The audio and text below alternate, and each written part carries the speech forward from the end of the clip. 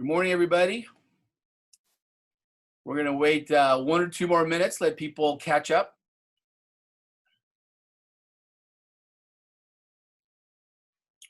I inadvertently set up the waiting room for this meeting. I usually don't, so I have to keep my eye on that, admit people as they come in.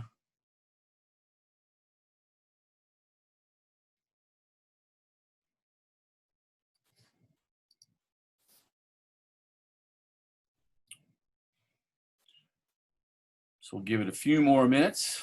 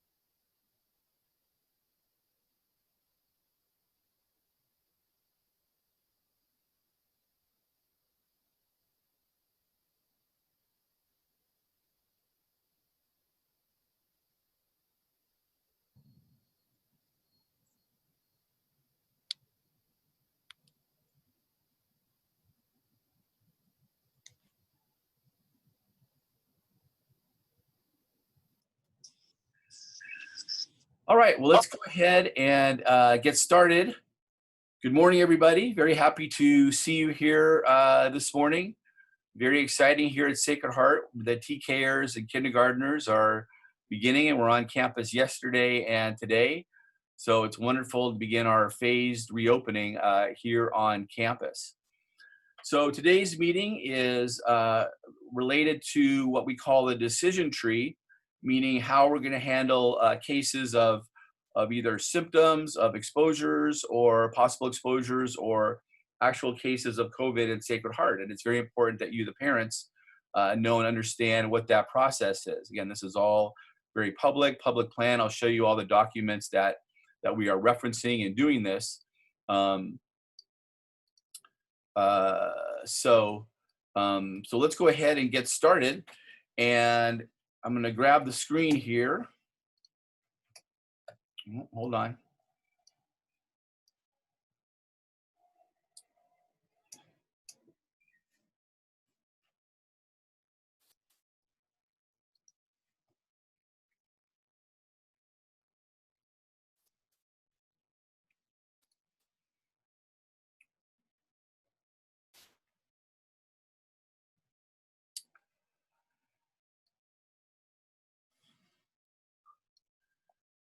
So can you guys all see that? Erica, can you see that? All right, so one of the nice things at Sacred Heart is we have all sorts of prayers for children that we use, and sometimes they're just nicer and simpler and right to the heart as opposed to more adult prayers. So this is just a nice morning prayer that we can begin our meeting with, very simple. So I will say it, and we'll put ourselves in the presence of Jesus and ask him to be with us here in our meeting today. The Holy Spirit guides our words. So we say in the name of the Father and the Son and the Holy Spirit, amen. Father in heaven, you love me. You're with me night and day. I want to love you always in all I say, in all I do and say. I try to please you, Father. Bless me through the day. Amen. In the name of the Father and the Son and the Holy Spirit. Amen. Okay. So this is the main document that I'm going to be going through today, and walk us all through. So the Sacred Heart Parish School COVID decision tree. And what measures and steps will be taken when a student or teacher or staff member has symptoms, is in contact with someone infected, or is diagnosed with COVID-19. So the Sacred Heart Parish School policy is taken directly from the California Department of Public Health COVID-19 reopening in-person learning framework for schools K through 8 in California, okay? And I've linked here all of the different sites, and I will send you the parents in this email of the presentation later. So each one of these sites, I'm gonna go ahead and click them. I have them saved on my computer. When we talk about the decision tree, it is from, again, the California Department of Public Health. So all of the public schools, Catholic schools, are using these frameworks, which have the steps and the procedures of what to do in each one of these situations, the action, communication, and so on. It's all laid out. So there are several formats to this as well. So here's another one, the decision tree of how that we're going to handle a case of possible COVID infection in the school, okay? And there are several of these documents which I have, again, linked on here, as well as the Sacred Heart Parish School Plan, okay? So this is something that I do in consultation every week. I'm on with County Health, where there are county health experts, there are doctors, there are administrators, superintendents of school, and so on.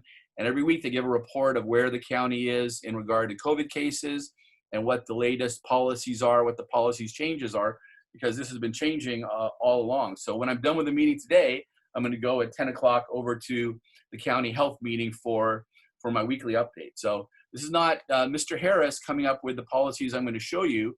I just wrote it out in a way that kind of consolidates again from these 3 documents that we use on how to do it, on how to process through. So again, I talked about our top 10 safety COVID policies at another meeting, talking about a simplified way what our policies are for the school.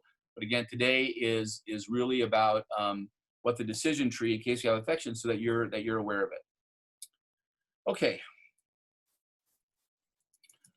So communication and guidance. Again, we are not in this alone as a school.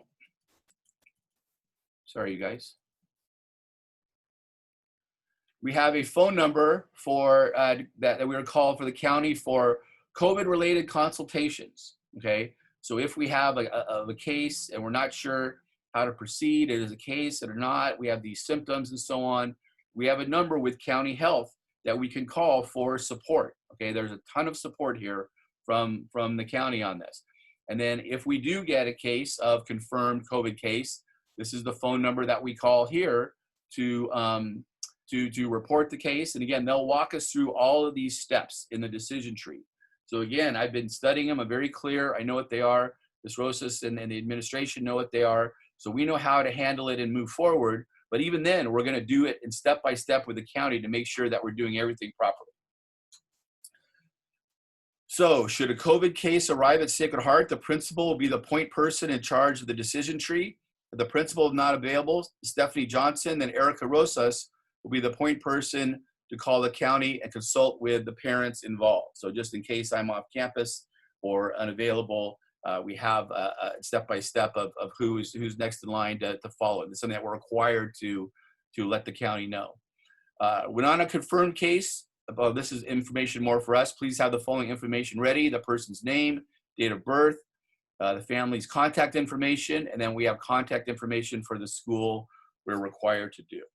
Okay. So number 1 on the decision tree, if a student, also feel free to put your questions and comments in chat. I'm not going to be seeing them and reading them as I go along, but Ms. Rosas will be monitoring them. And then at the end of the meeting, we can try to go through, if we have time, and answer as many as we can. If not, we'll have another a meeting, or we'll make sure they all get addressed. Okay.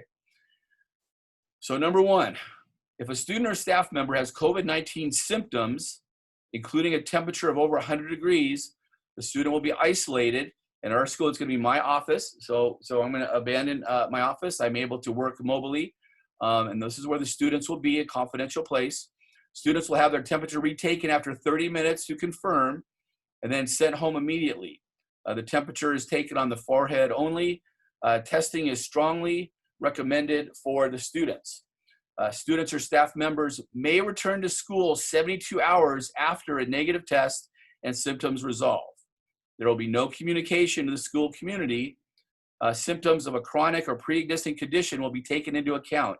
Siblings may continue in school. In this case, the school and classrooms may remain open. So if we have a case of symptoms, the student is sent home right away and they are going to get a test. Okay, and one of the things I'll talk about later is top 10 things for the parents to do, and you should have testing, the ability to do testing at your fingertips with your pediatrician or with one of the county health offices.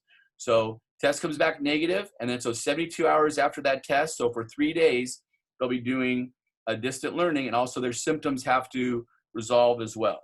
Okay, so this is not a close contact. This is if they have COVID-like symptoms.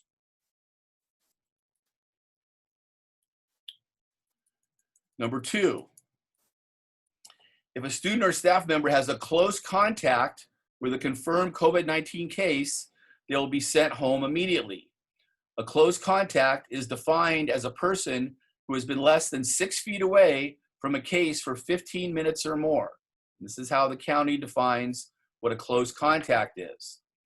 Students or staff members will be quarantined for 14 days from the last exposure. Testing is strongly recommended, but will not shorten the 14 days. The classroom cohort will remain open. The school community will be notified, though the individual names will remain private. Siblings, depending on the circumstance, may have to remain home also. If a family member has had a close contact, students and staff may still come to school. Okay, so if a dad has had a close contact on, let's say, a business meeting and reports it to us, which is wonderful, hope they do, but the kids will not have to stay home from school. It's if the student or the staff member has a close contact. And again, they might get a negative test, but we still have a 14-day quarantine. So a negative test does not shorten that stay. And again, if we have a close contact, that does not mean the classroom cohort would close. That would remain open, and we will let the school community know.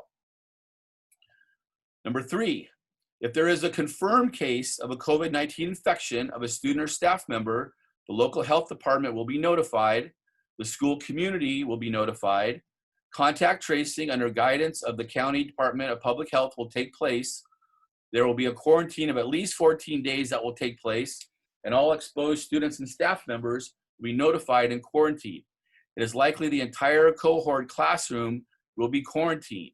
Testing is strongly recommended. There will be a disinfection and cleaning of the classroom and primary spaces where the case spent time.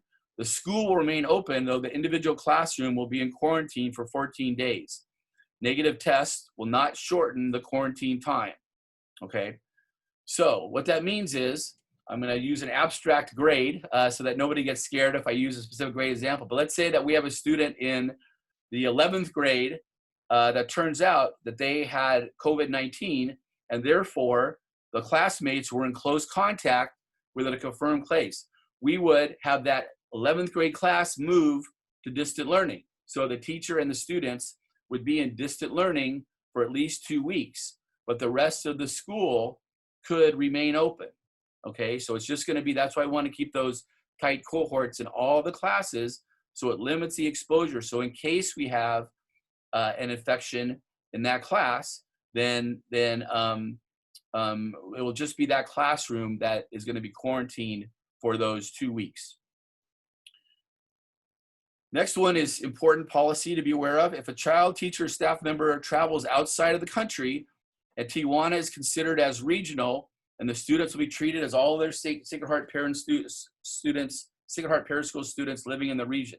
So what that means is I directly ask the county health, because we have so many students coming across from Tijuana? Are there special considerations since they're technically another country about their coming? And their direction to me and all of the public schools, all of the private schools, Catholic schools in the South Bay is those students are to be treated like any other students because they fall under the protocols of our school, okay? But again, required to inform the principal. It's very important we have a good open communication in all this and know what's happening. So the key distinction is if a child, teacher, or staff member travels by plane to another city or country, so it could be San Diego to Denver, San Diego to New York, Tijuana to Mexico City, if they're on a plane, then they are required to remain in isolation at home for 14 days until after they return home before coming back to school if they show no symptoms.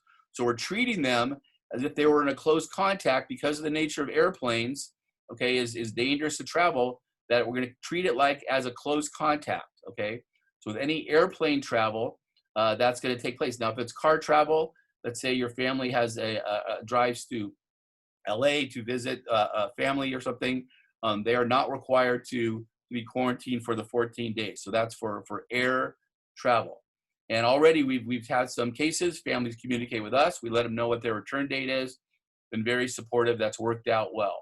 So that's travel. Again, in any of this, you can reference it, that all of these are going to be able at your fingertips. If I'm not expressing it clearly, you're not sure, you can ask questions, but all this material you'll be able to reference later.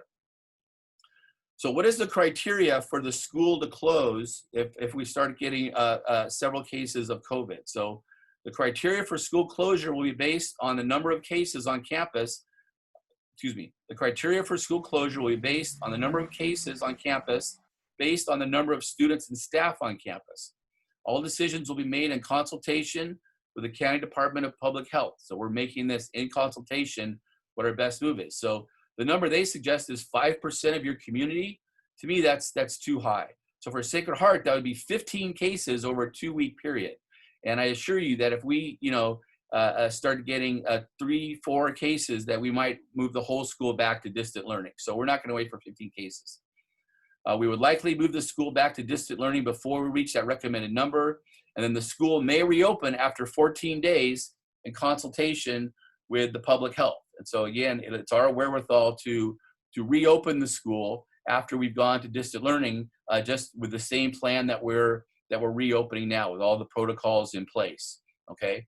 So Sacred Heart Parish School reopening with students to campus will continue even if the county health returns to the watch list. This policy is clearly stated in the County Department of Public Health for the Office for Schools. So what that means is many of you have heard that the San Diego County was on a watch list and schools could not reopen until we got off the watch list. And many of us applied for a waiver, which Sacred Heart did, and they liked our waiver, but then they decided to discontinue approving them because of the county went off the watch list. So if the county goes back on the watch list, that does not mean that all schools have to go back to distant learning, okay? All the schools will continue with their reopening plan. It's going to be on a site-by-site basis, okay? Now, of course, the governor could make another decree and insist everyone goes back on distant learning, and none of us know the direction that this infection is going to take. And so it could be that the numbers go up, cases get worse, and so we feel like it's safe and prudent to return to distant learning. But the county watch list isn't a trigger, and whether you're completely open or not is not a trigger in that as well. So I feel like I read through a lot of information very quickly, and so I'm gonna stop the share right now and take a minute to look at the chat box and see if there are any questions I can answer directly related to the material that I just presented.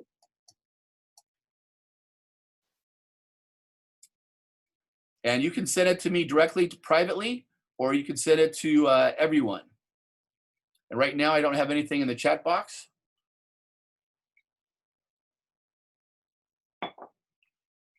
So I will go ahead and continue the presentation, and I think that we'll still have time to come back. So don't feel like you missed your opportunity, but we can come back. So let me grab the screen again.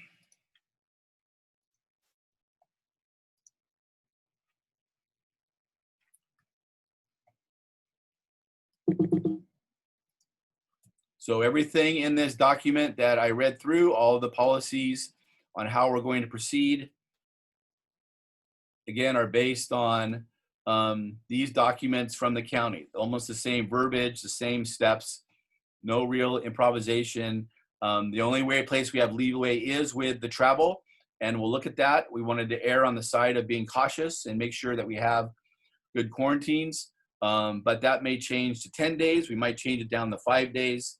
We'll see how that goes. That's something that's not insisted upon in here, but following the other directions on guidelines, we think that the best information is 14 days is the best way to proceed. So I have top 10 helpful reopening tips. So it is not a corny thing to say. It is very, very truthful, very at the core of who we are, that we are a school community and we are a team doing this together. So we're doing everything on our end to find out, educate ourselves on the correct policies, to apply them to the school, to implement them. We're working super hard at the school so that the school is safe for your kids to return to campus. And like I said many times, I think we have a very good plan. I feel very confident about it. I feel very confident about our decision tree. But the parent support is going to be huge. It's like two halves coming together, okay? That's going to make this thing work. And if the parents can follow these tips, and the parents are supportive and patient, as you have been all along, and that's why I'm very encouraged about all this, because through distant learning, through our reopening, all of this, you guys have been fantastic. And because we have a smaller site, a smaller school community, I think we're really going to be able to do this. But without the parent support at home, it's gonna get leaky, and we could have some problems. So, number one, please take your students' temperature every morning and keep them home if they register a temperature of 100 degrees or more and inform the school. Okay, so when these information was first coming out in June and July, they were going to require that all schools take the temperature of every student before the school day. Okay. And the county dropped that. That's no longer a requirement of schools. But there's still a lot of wisdom in those kids getting their temperatures taken every day. Just like the staff, I have my temperature taken every morning, as everyone here on campus does, okay? So we need the parents to be proactive, take your students' temperature, and if they're over 100, to keep them at home. Or if they have any sick or symptoms of signs of sickness, even if it might be cold, it could be COVID, so keep those students home. Number two, please have a testing site or your pediatrician contact prepared to get a test for your children or family members in case they have a close contact with or show COVID-19-like symptoms, okay? So I provided a link, and I could do it again for the county health. I went to the site. Took me 5 minutes to sign up for a test the next day. I went the next day. I drove through. It took me 10 minutes. And the next day, I got my result back, okay? So you hear a lot of things in public about testing, good and bad, hard to get. Quite frankly, I think it's very easy to get tested right now, and you're going to want to have that at your fingertips, so that if we send your student home with symptoms and you want them to return in that 72-hour window, you're going to need to provide us a negative test, okay? So every parent should have that at their fingertips, ready to know where they or their kids can go and get tested immediately. And we can help you with that if you're not sure, but most of you have great pediatricians, great medical plans, so through them for kids, but there's also a lot of county health sites that can help with that too. Number three, please maintain tight family cohorts. No school parties or social gatherings for students or parents. Please don't get together with other classes, other students in the class socially on the weekends. Please don't get together socially as parents. Please reduce social gatherings, restaurant dining, and public outings when at all possible. The tighter all of our family cohorts are, the safer that everyone is going to be. And so I just encourage you to maintain that as best you can. So there have been some schools, again, I'm not going to name names, there's no need, but there have been some schools that had their reopening plan, and the kids all came back to campus, and they had to close in a few days. And the reason they had to close in a few days is because there was a big party over the weekend where a bunch of the kids got together, and it was a super spreader party. So right out of the chute, the kids got together, and there were a lot of infections, and so the school wasn't even able to launch into their plan, okay? So please, I know the kids, hopefully the kids will start getting more social interaction here at school, which they will. And so, and so again, do your best to restrict that. Number 4, again, please note the school's travel policy on airplane travel for students. We ask for a 14-day self-quarantine from a date they arrive home. So the more you can restrict travel, the better. Please be prepared to keep your students at home if they must be quarantined for a period of time and engage in distant learning. So you guys are already doing this. Again, you've been fantastic, but you all have obviously during this time of distant learning, figured out a way to have your children properly supervised by home, either by your schedule or by friends, family, people that are working for you. So again, it may be that your child has to go home for 3 days, has to go home for 2 weeks.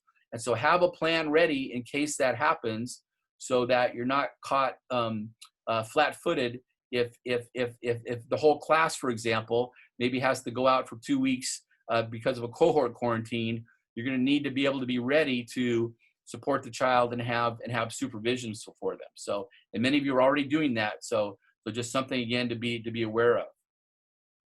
Please be available to pick up your children at a moment's notice should you be called by the front office if your children develop symptoms. So it's not just temperature. It could be dry cough. It could be a severe headache, and so on. So if we call to pick up your child, we obviously would like them picked up as soon as possible.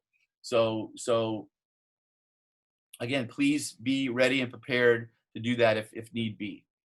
Number 7, if your child or children have a chronic health condition, please have your pediatrician provide our front office with a note so their symptoms will not be misidentified as COVID-19 symptoms, okay? So if I have some type of asthma that causes me to have a dry cough, I want to provide a note to our front office saying that Mr. Harris has a dry cough due to his asthma from the doctor, so that when I go to the nurse's office with my cough, they don't send me home with COVID-like symptoms, okay? So some of your children have ongoing health, and so we need that physical note so that we can know what's what. So again, it helps us identify what's a COVID system and what might be something. Again, this is not Mr. Harris's idea. This is direct instruction from the county on what we need to do. So very important for that doctor's note for the chronic health. So during the pickup and drop-off time, again, the TK and K parents are doing a good job, but it's very tempting to congregate and talk together outside because many of you haven't seen each other for a long time. And even if you're wearing masks, it's not a good idea. So we ask for drop-off and pickup to take care of business. The order at hand is to pick up the students and to take them home. And there's going to be a little of this, obviously. You're outside. There are masks. Again, we're going to ask that parents not come on to campus. We have a system set up, so our pickup's going to be the same. It'll be the cars driving through. Those that want to park and walk, perfectly fine, but parents will not come on to the campus. We will have relays to send the kids out to the door, but we ask that you not gather together in groups and congregate, carry on conversation with other parents. So take care of business, pick them up, and please leave the campus. Number 9, please communicate to the principal if anyone in your household tests positive for COVID-19 or you have a situation you're unsure of how to handle in regard to symptoms or unusual situations. So I am here to help. We are here to help as a school and to sort through it because there are gray areas in all of this. And I want you to know, so on one hand, we have these policies and it's important for us to be consistent to them for the overall health and safety for the school. So I need to be consistent in them. But at the same time, if there are gray areas, let's talk it through. And I don't want parents to be scared to report something because they don't want their kids to have to be out for 2 weeks because they think it's nothing and they don't want to have to keep their kids out for 2 weeks, okay? That's where some gray areas are going to come up where we might have some kids unwittingly sent to school. So I ask for your trust with me to carry on conversations about how to best handle it. And I'm here to support and help you to make the best health choice for you, but also for the school to work out what's best, okay? So it's hard to know what to do sometimes, and I just want you to know that I am here to help you, and I don't want it to be adversarial, I don't want it to be parents calling me, well, I heard so-and-so parents went and traveled on a trip, or I heard so-and-so, was coughing, in the parking lot or something. I'd rather the parents and I communicate directly on these things so we can deal with it in an upfront way for the safety of everyone. So lastly, again, this is a very tricky situation in that anybody could get COVID. I could go to Vaughn's and inadvertently catch it at Vaughn's. It doesn't necessarily mean if you or some family member gets COVID means that you've been lax and running around without your mask on and going to big pool parties and things like that. It happens, okay? It's going to happen. And so again, we just treat it in a business-like, professional way, okay? So number 10 is important. Please do not gossip or try to find out the individual names of students from classes where a COVID case, where a case of COVID-19 or COVID-19-like symptoms have been reported. We don't want any student labeled as a typhoid Mary. Sacred Heart Parish School pledges to be proactive in reporting cases to the school community, and we will. We're not in the business to hide things from anybody. We want to err on the side of communication, and we will, but we will respect the privacy of families and the individual students who, through no fault of their own, may show symptoms or contact the virus. Again, if it is what it is. If somebody has it, we treat it professionally and businesslike.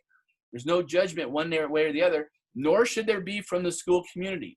And if parents start getting up ahead of steam and bad-mouthing a family or a student or that kind of thing, it could potentially be very unhealthy. And again, we have a great community. I don't anticipate number 10 happening, but I had to remind everyone that this is something. So if we report a case in a certain class, you'll get a notification, a case of COVID-19 as reported in the 11th grade. We're not going to give out the name of the student. However, through the contact tracing, if we find out your child has had close contact, we will let you know and be communicated with you on that. But it's a balance between being communicative with you, the school, parents, as is good and right to do, but there's also elements of confidentiality, protecting students and families that we need to do as well, okay? And so again, I feel clear about how to handle that, but we all need to be in support with each other on that. So none of these top 10 helpful things, again, please take them in the spirit I'm giving them. None of this is scolding. None of this is you have to or else. These are all things that are important for you to follow. And if the vast majority of our parents follow these and we're consistent at school with our protocols, I feel like our school is going to be very safe for a reopen. But each family has to take a responsibility being part of a larger community of the Sacred Heart School to take all of these precautions, okay? So these are the different things that I wanted to present with you today. No, so if the parent travels on the plane, okay, Erica got that one already. If the parent travels on the plane, the child does not have to go. It's only if the child travels that they would have to be in quarantine. So the desks in the classroom are all spaced out facing forward, and they're all spread out as far apart as possible, okay? Some were able to get to 6 feet, some were not able to get that 6 feet, but they're staggered in distance from one another. The TK has dividers in the classroom to separate the classes. I'm answering, Erica's already answering these in the chat, so I'm reading her good divider. So one more subject that's important for me to share because we're coming across this right now. And again, this isn't a scolding thing. This is something that we have to set a policy for a certain reason. So some of you are a little bit on the fence about whether to return your kids to school or to go distant learning. And I understand and respect that 100%.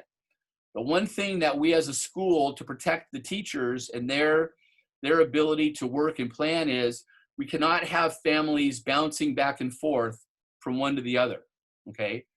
So we're asking, if you choose to do distant learning, you communicate it to an email to me, to the teacher, and to Alicia Evans in the front office. Ms. Rosas too will be in the loop so that we can have a list of all the students that are distant learning, okay? So after starting distant learning, should you change your mind and want your child to return to school, that's going to be fine, okay? But then if a week later you say, no, we don't like that, we don't go back to distant learning, you won't be able to do that.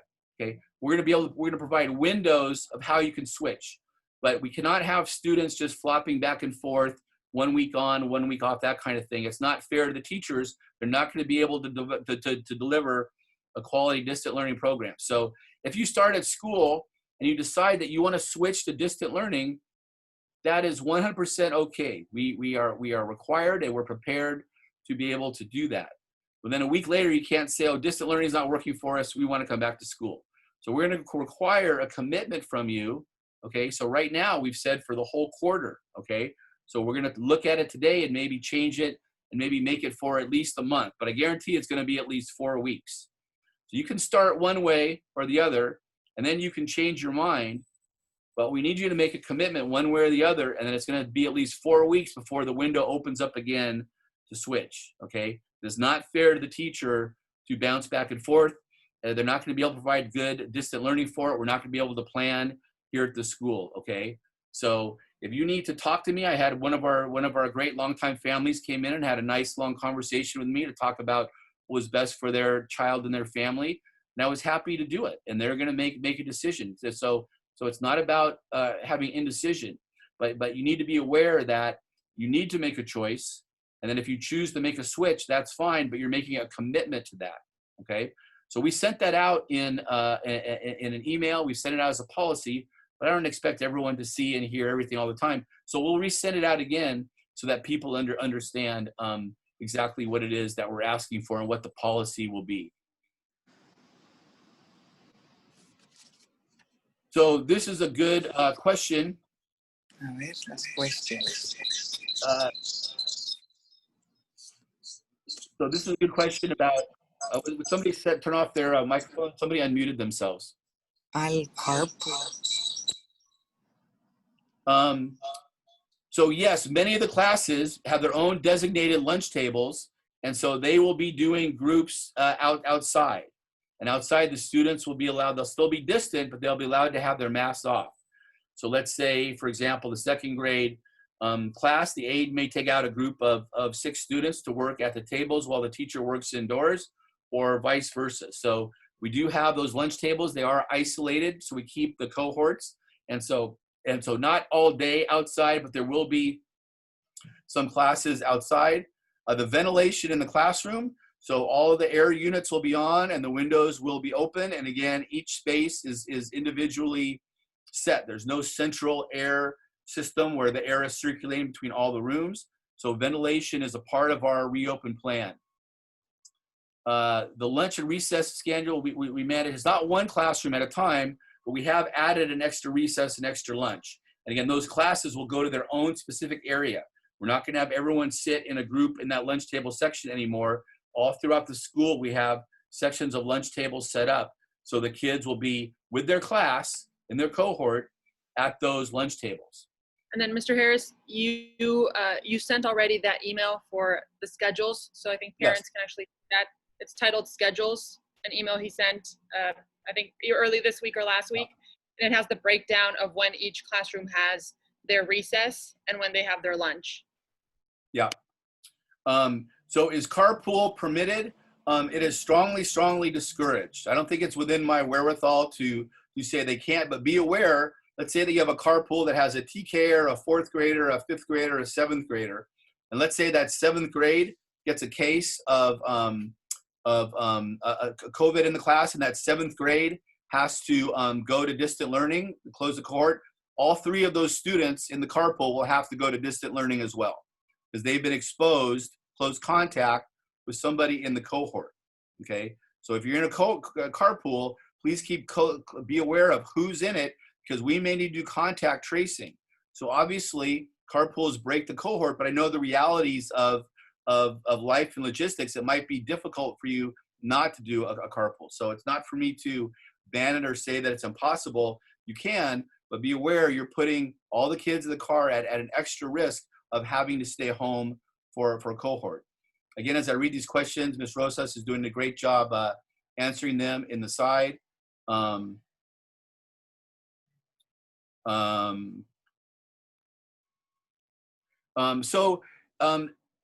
Having classrooms all day long outdoors is just not feasible. We can have sections of the class to be outside, but to have every class conducted outside all day, we just don't have the tools and ability to do that. It would not be effective. So we're trying to find a balance again of, I mean, school's already disruptive. You know, the kids are going to take, after lunch, they're going to take 10 to 15 minutes to wash their hands, which is going to cut out of class time and so on. And we're going to do it because of the health. So we considered it, but classroom outside is difficult, but a lot of classes will be held outside. Again, the teacher can take their students to the park.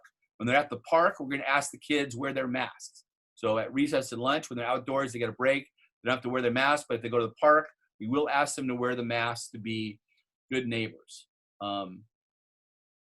Kai's lunch. So we ask you to send in your lunches with the kids right now. Send in their water bottle. Send in either plastic or with their water bottle. So that's the same. We are going to restart Kai's lunch, and we'll start it after the whole school comes back October.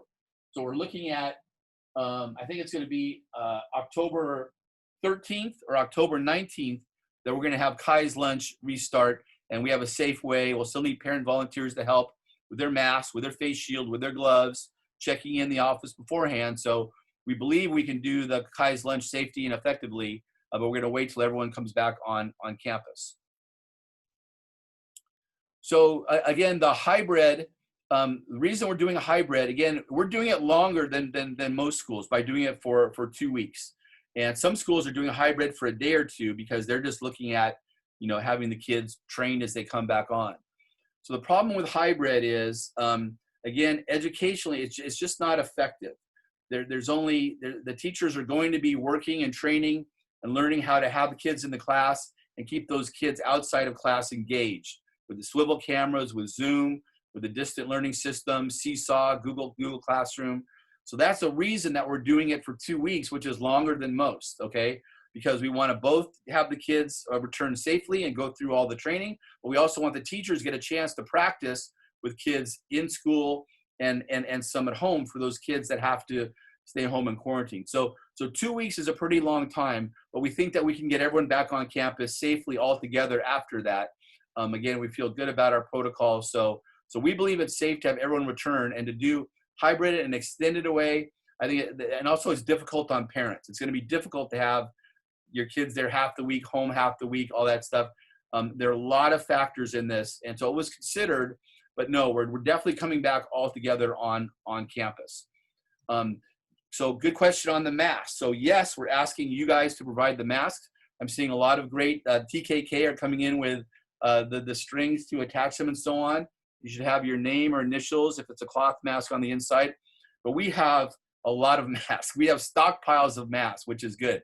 So if a child loses it, doesn't have it, if they come in a mask that's not appropriate, no gaiters that you pull up from your neck around your neck and nose, no cowboy bandanas is not appropriate mask. We will provide masks for that. We have both cloth masks and hospital masks for that. So disposable masks are definitely available, and we'll keep them in supply all throughout the year. But what I find is that people get a comfort level. Like, I love my mask. I can wear my mask all day. It's a good, safe, thick cloth mask. It's got adjusters. So because I'm comfortable with this mask, I wear it longer. So the same philosophy with the kids. If they have a mask they're comfortable with, as long as it's effective, they're more likely to wear it and keep it on. And we ask that the kids don't have like eyeballs and teeth and you know, signs and things on the mask. We want it to be as plain as possible. Uniform policy stuff. It doesn't have to be the same color, but something like that. So wow, I have talked a lot, and you guys have asked great questions. Feel free to email myself or Ms. Rosas questions that maybe you didn't get a chance to or that come up later in this. I will send out the link to the presentation so that people can watch if they weren't here. Again, it's a lot of information. I know I speak quickly. I'm trying to go through a lot of information effectively and quickly and so on. So hope it was clear and concise. And again, I feel good and confident about both the decision tree and our plan here at school. It's going well with the TKK so far. So we're going to do our hybrid, come back all together. So I feel like we're right on track to keep going. I feel very confident in it, but of course, nobody can know for sure what's going to happen in this situation. So We want to have good communication. So let's keep those doors open. Feel free to email me. And thank you so much for spending time this morning and coming in, and happy to answer more. So thank you, and have a great morning, everyone. And hopefully we'll be seeing you very soon on campus.